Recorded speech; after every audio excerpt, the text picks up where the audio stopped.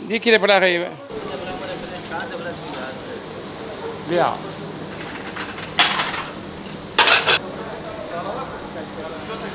मेरी आंख खवा पसीना आवरी बगु आंख गुस्बनी आंख गुसाले थे मेरी जान محمد سمعت اللي بنو دربو دان تورشانت سادي اللي بره अतु कभी छोटे छोटे गुस्बनी में बाम बदी हमारे पास बुगवती हुई थी मेरे पास बुगवती हुई आते मैं मेरे पता इच्छिया अली आना मुझे ने कबाब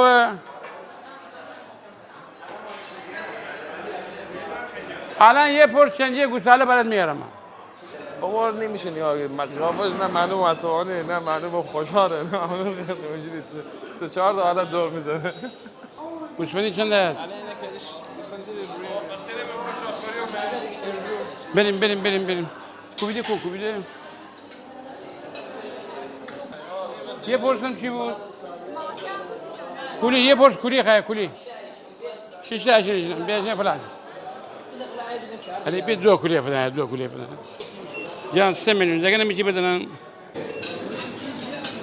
من بالای 40 سال آقا ناصر مشتریم و همیشه هم کیفیتش عالی بود. شما دارین سومیسرا معروف به شهر پلو کباب بوده. خب قدیم که غذاان همه پلو کباب بود. من یاد همه که زایبیم جوان بیم نوجوان بیم حتی صبحانه هم پلو کباب خوردیم. ما الان 40 سال رشت ساکنم. هر موقع این پلو کباب بخوریم این سومیسرا و مستقیم آقا ناصر پلوایده. سومیسرا من نگاه بکنم از 6 سال پیش 70 سال پیش اصلا کلا شهر پلو کباب شهر پلو کباب اصلا صبحانه مردم چیکار برنج نرم مثل حسنی چپ بخورن صبح سرده پلو با کباب بود حتی شام هم پلو کباب خورن حتی شام هم پلو کباب یعنی با برنج سر کردن قدیم زیاد آقا تا پلو کباب می‌خوریم راه میشیم ساعت 6 نیم شیم پلو کبابی سرده پلو با آش پلو مای رش شویم هیا که صبح فنده سو مثلا آقای صدری داشتی آقای که چند کبابی نوشن داشتی کباب و اشبل و سرده پلو ما خوردیم اون می صبحانه و ساعت 2 نهار خوردیم چی بخانه میشیم چی بیرون بسیم من 15 قرنی غذا بخوردم الان دیگه خب جنس گیرانه گوشت کیلو 700 تومنه جوجه گیرانه مواد غذایی برنج کیلو 150 تومن آقا دومسیا کردیم الان تورم بالای جنس گیرانه جنس گیرانه نشاره که نیرو داره، کارگر داره، هزینه داره، آب داره، برق داره، گاز داره. 15 سال داشتیم. الان دارم 63 سال تا 40 خورده سال میکردم. من آقایان من از کار ازش دوزی بودم تا یاد بگیرم. من با خونم رسیدم چیز بود. کارش رستوران بود. پرستو خودش قبلا پرستو داشته. و زمانی که من ازش جدا بودم من اسم عوض بودم به نام تورنگ طلایی بنم چون دوست داشتم مثلا کلا نام قرقاول یا تورنگ دوست داشتم بخاطر هم برم تورنگ طلایی که مثلا می باوشن یا مثلا می برایشن نگم مثلا که از خوشین نام کرده استفاده کنی من دوست داشتم من بخاطر هم بعد من گوشتیم که من خودم انتخاب کنم باید حتما چربیدار بود گوشت باید گوشتاله بود چربیدار چون گوشت هر چقدر چربی بداره کباب آبش بیشتره یا من هم راسته هم فیله فیله هم داره هم فیله داره هم راسته یا همه گونه راسته فقط نمک پپر پیاز من اصلا از گوشت ران یا چیز دیگه اصلا استفاده نکنم چون بده کباب نخوره کباب چنجه نخوره چون سلام خوبی خیلی اصالتا عملش یه آقا نامبر وانه به نظر من بهترین پلو کباب حال حاضر استاد گیلان همینجاست گمله اونم خیلی باحاله اونم خوبه ترش میشن محلیه دست شما در بچه بودیم بکنم بودن 10 سالی که گفت بیشتر من اولین باری که اینجا آمدم فکر میکنم 10-12 سال داشتم یعنی بودم 15 سال آره 15-16 سال بیشتر حداقل میشه همیشه هم فرق نکرد قطعا تو گیلان بهترین پلو کباب و سومسرا داره و تو خود سومسرا بهترین کباب آقای ناصرخان غلامی رهگذر کاسی پرستو ولی آقا ناصر به نظر من اصلا بهتر یه چیز دیگه است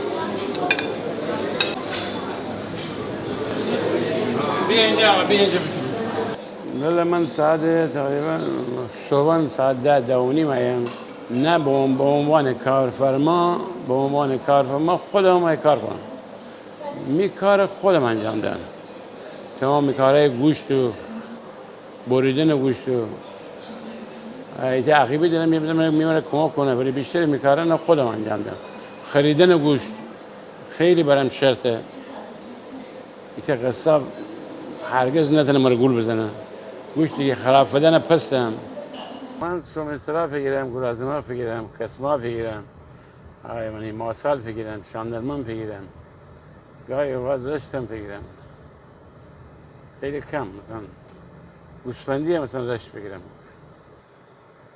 نگاه بگویم ماشین نکرد نمیشه اما بیشتر چاق استفاده کنیم چربیدار نگاه بگو محلیه ده محلیه گوشتش محلیه من علف طبیعی بخورده یا اصلا بشه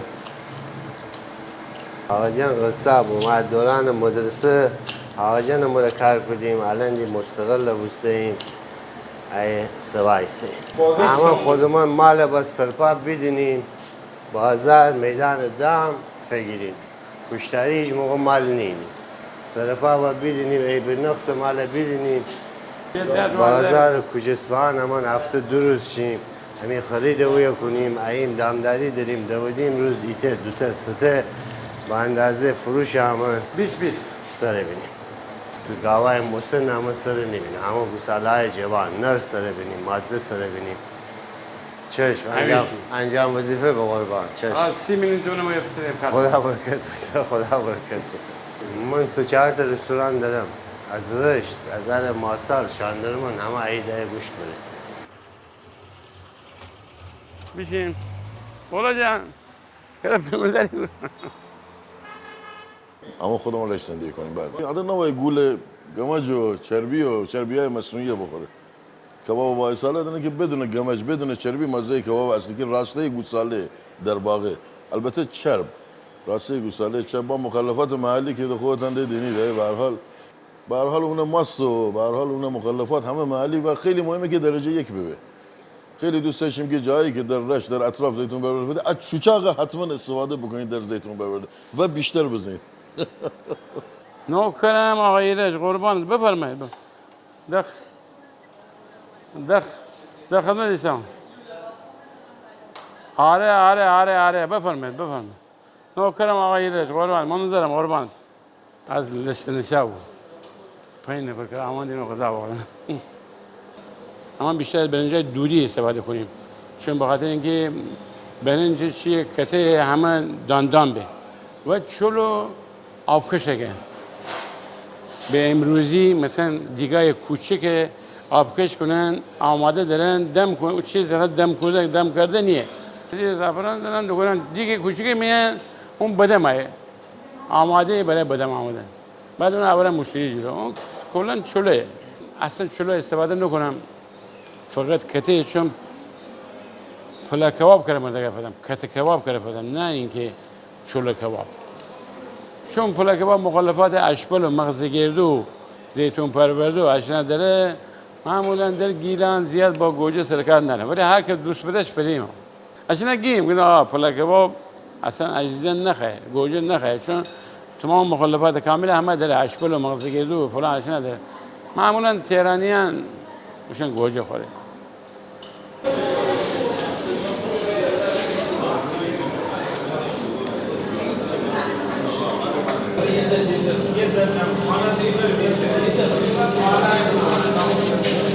شیرم از دامداریا میگیرم دست اول میگه شیر خوب پرچرب خوب تازه و همه جا توزیع میکنیم از اینجا هست فومن هست رشت هست ارزم بزرگتون گوراب زرمیخ هست من شیرازی هستم گرفتار گیلانیا شدیم خانم گیلانی هست رشتی هست خودم از قبلا برای شخصی خودم از حدود 20 سال پیش اولیه‌شو از اتریشی که از دوستان برام فرستاد استفاده کردم بعد اومدم گیلان دیدم شیر گیلان خوبه به درد بخور است پرچرب و مغذیه دیگه یه به عنوان یه حرفه و یک شغل به دست گرفتم و وجدم کار کرد. هر وقت نیاز داشته باشم میام اینجا سر میزنم، اگر مصرف داشته باشن میارم براشون میزنم، یا همه جایی که میرم این مصرف دارم براشون میذارم. علی اینجا علی برم یا آقا اینم کباب آقا ناصر، مشتری 31 سالش، حرف نداره کباب.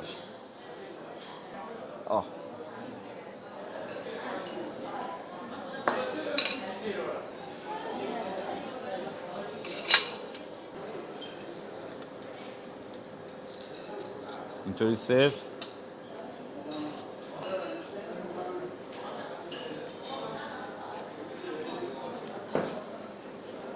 همین چیز فوق العاده، همه جای دیگه امتحان بکنید، هر جا بشه دوباره به ما میای. من کسانی دارم که تو انزلی یا مثلا تو هشبر، بیشتر مثلا انزلی کسانی داریم که مثلا کولیهای درشت ایه عمل میان کنار که همون هم زنگ زنی میشونه عمل بسن عبره. حتی مای سیبیل که الان تو تابستان ننیه، من مای تازه دارم، مای سیبیل تازه، چون دیدی که مای سیبیل تازه در تابستان داره، در زمستان فکر نکنم بداره و اونو با کسی امتحان بکنه بدن چی بشه. کارانه شغلانه 4 صبح حرکت کنم 6 صبح برسم، از 6 صبح بعد خرید کنم 8 نیم بازار رسم. هفته 3 روز 4 روزشون بازار هفتگی. ان کلیه گیرینی 1 میلیون خریدشه کیلویی. بله 6 تا 1 کیلو البته یک ست نون وسط نون بره 45 سال دیپلم 56 سال همین شغله. بعد نشستم بازم حقوقم بگیرم، هم کولی دارم، هم کلمه دارم، هم سیاه کولی دارم، هم مای سفید دارم، هم اشبال شور دارم، همه چی دارم. دوام میگیرونه زای فقط نه پول دعوا دارن قرار بگیری پیش دواره بگیریسی عادی میگی باز صندوقی بود 3000 تومان مای کولی حالا مشتری بود. اون چه خانه جدا بود. بزن هذا نستيش 2 مليون بيها. انزلي كلي با هشبر كلي فرق. هرچند هشبر كلي هم تازه زنده يعني مثلا ولی پوست کدام ولی انزلي همیشه گرانتر. الان دی آخرای کلیه مثلا کلی کاس فقط نه سیاه مثلا ننیه هیچ کلی الان هشبل نره مثلا کاس کلی هشبل داره.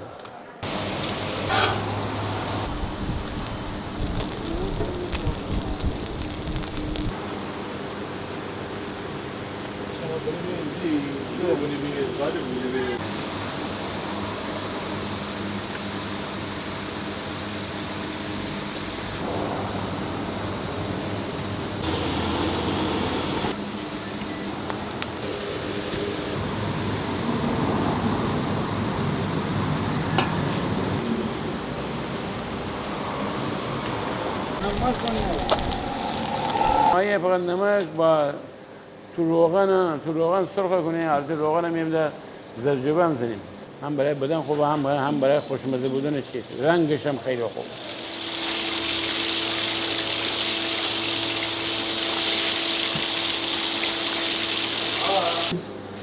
کولی با باقلا ماست نخورم، ماست بول کره بعد عرض کنم که بهترین غذا باقلا خروش کولی انزلی طلا 18 یار.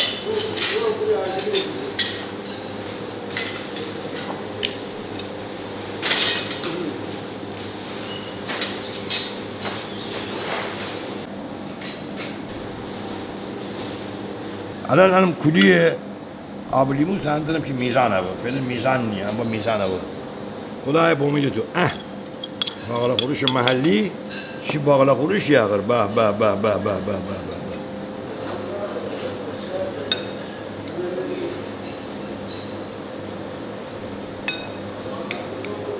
من سعی کنم تنها بایم چون می خانواده کباب بار زیاد دوست ندارم، من چون بیرونیم سعی کنم که تنها بایم. ولی جگه نده ازای کباب بسنم برم. من تا هم مدت که سیم بودم اومده گوشت لیشه یا گوساله از گوشت نر بالاتره.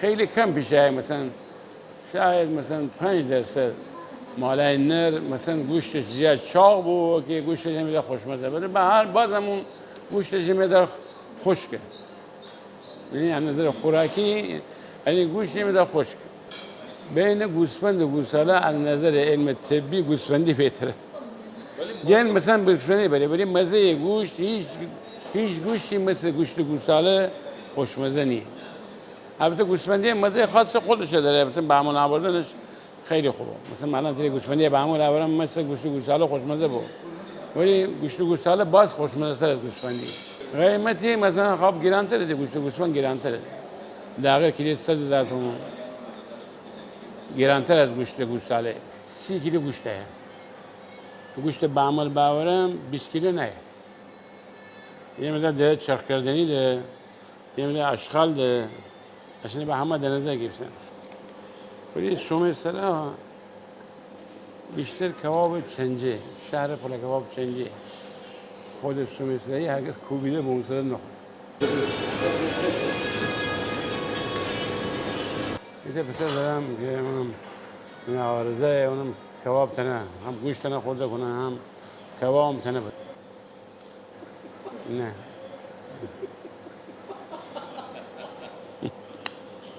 ولی خوبه در راه بردن مشتری فلان شده برخورد من آوازه نپالیدم چیزی که آوازه نپالیدم ولی آوازه هم پیر بود ده اون چیزی که من چگودیمه گفته خب انزگان پالو همه جا اما ستا مثلا رستوران داریم ده میگه انزگان پالو ما همه جا شما ولی هیچ که تی کباب نزنه من نقم تعریف بکنم من گفته هیچ که تی کباب نتونه بزنه شون نتونم بزنم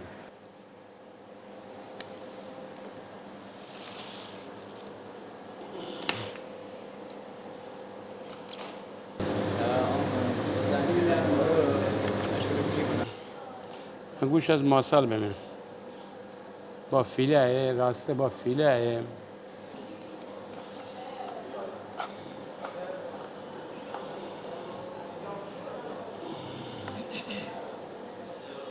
فیله نرمترین گوشت ایته گوساله که هر موقع انا بزنی نرم عشان کیلویی تقریبا امان 700 تومان 650 تومان هینیم بعد انا بعمل بعدی و تو چیزی که شما را نشان بدم دو برابر قیمت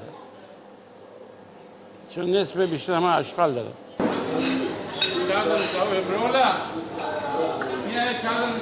اما از خشک بیجار بمونیم این پلاکاوی برنجش دودی همین ذائقه هم را خیلی خوب جو داره واقعا خوشمزه کباب اما چرب و چیلی دوست داریم ایمیای کباب چرب و چیلی و به خاطر همونه که هم مسافت راه به جان اینی ایمیای پلاکاو کنیم یه خورده حالت شکم پرستی داریم و همه جاشیم تست کنیم همین ذائقه هم را جور داره و هر از گاهی و جای دیگه هم حتما شیمیم گیلکان اکثرا گوساله خوره ده گوشت گوساله کمتر استفاده کننده ولی اما من با هر دوش مشکل ندارم امروز رستوران خیلی گرانه برای هر کسی مقدور نیست اما خب ما سعی کنیم که با هم موضوع کنار بریم و همه جا حق قیمت بنسبت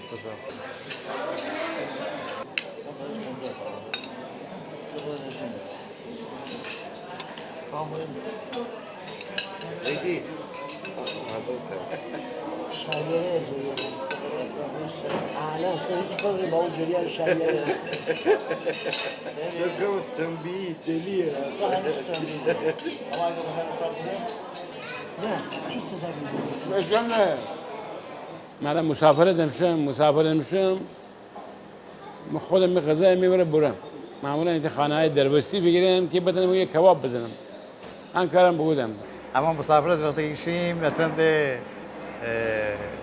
یه طوری است که همه آشپزی برده آقای غلامی همه تجهیزات فهم راه آخرین بار نزدیک 20 روز پیش سره نیستم که خودم از کباب بردم خانه دربستی بگیریم چقدر عالی چقدر خوشمزه زغالی چه بودم زغالم بردم همه چی آماده یه پلو کباب گیلان رو بخوردیم مهمانی آره باحال شده مثلا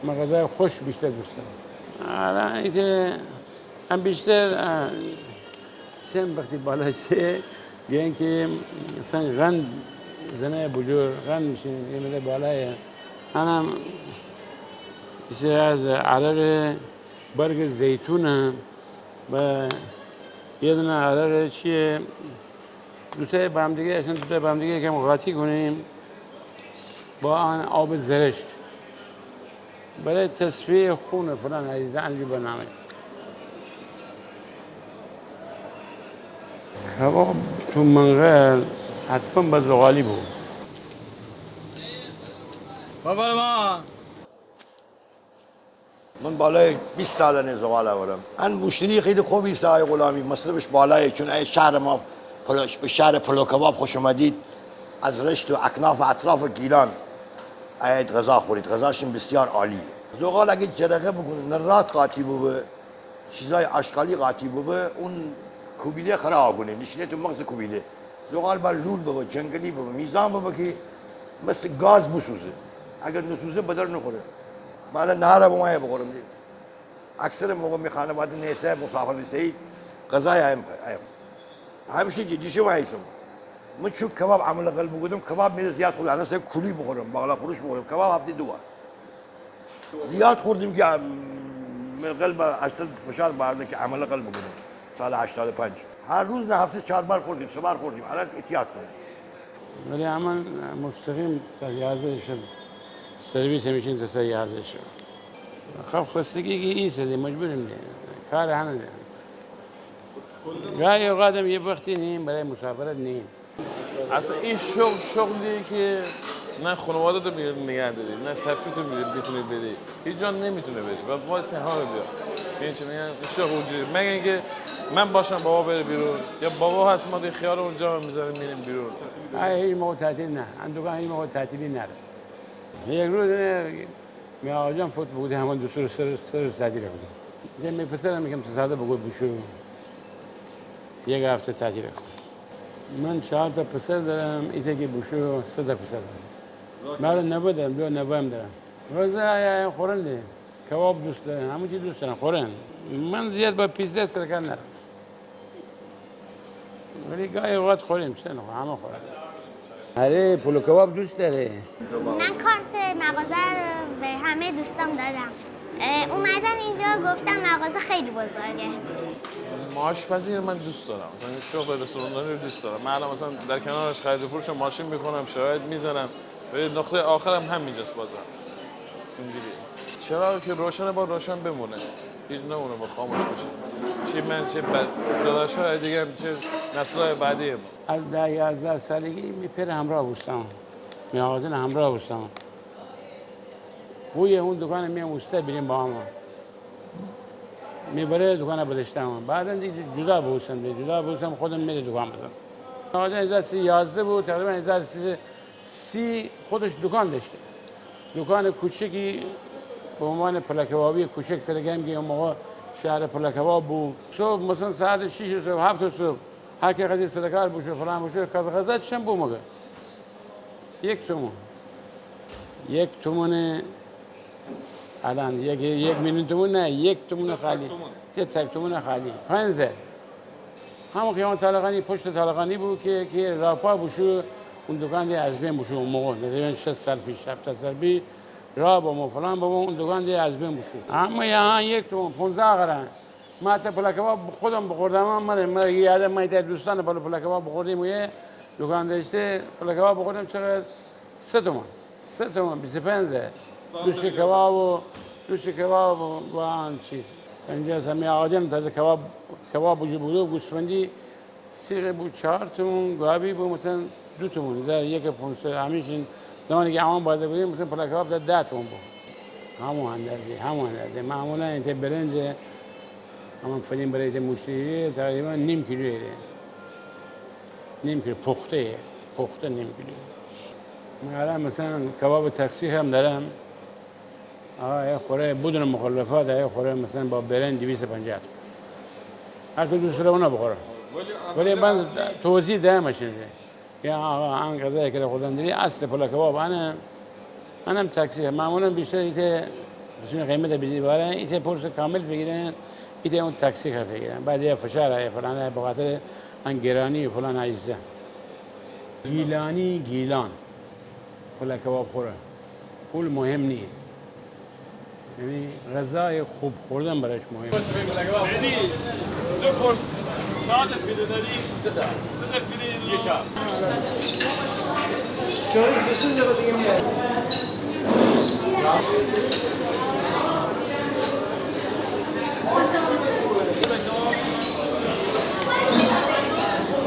رضا بی اینجا 4 تا کباب اضافه یا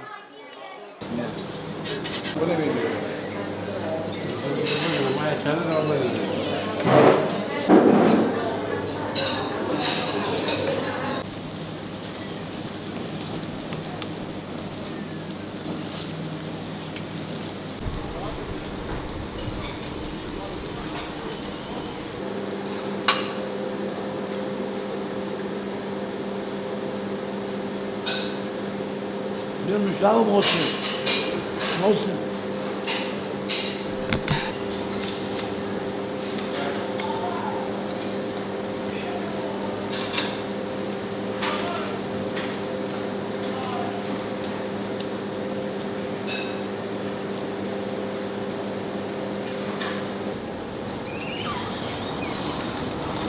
ناصر جان مر بود بغل کنه ویا بغل مر بازار و محسن گوشت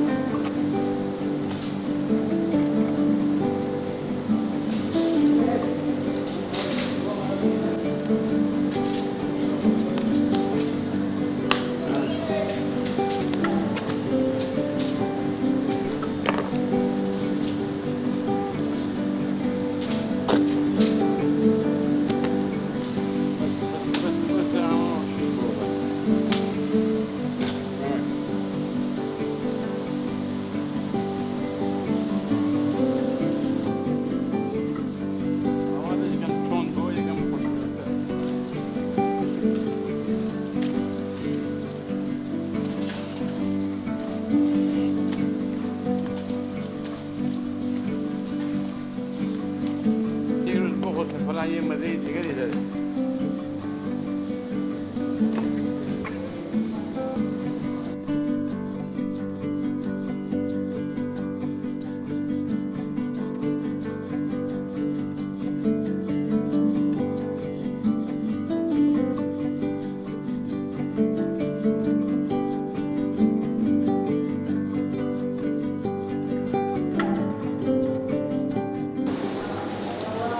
بعد آقای من اینترنت چه منی پاکه ببر